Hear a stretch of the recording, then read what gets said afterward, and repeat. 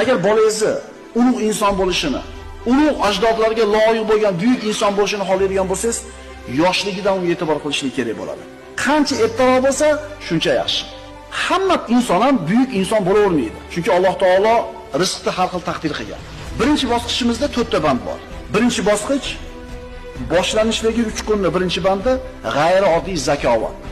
Genial aql. Shunaqa bir aqli zo'r, o'g'ilmi, qizmi, shunaqa aql egasi ekanligini ko'rdingiz bolangizga. Qattiq ehtimom qilishlik kerak. Chunki bu aql bu ummatga berilgan Allohning hadiyasi. Shunaqa aqli, zehni zo'rligini ko'rdingizmi bolani? O'qishiga e'tibor bering birodar. Agar o'qimnoma bo'ladi, bor hunarni qil, bor molda hayda deb turib, shu aqlni zoya qiladigan bo'lsangiz qiyomatda javob berasiz. Bilasizmi bolangiz zehni zo'rligini bir marta eshitib yotlab oladi. Qulog'ini bir chekkasi bilan eshitib yotlab oladi bir narsani. Xiyonat qilgan bolasi ummatga nisbatan shunaqa farzandni, bunaqa aqlini zoya qilsiz.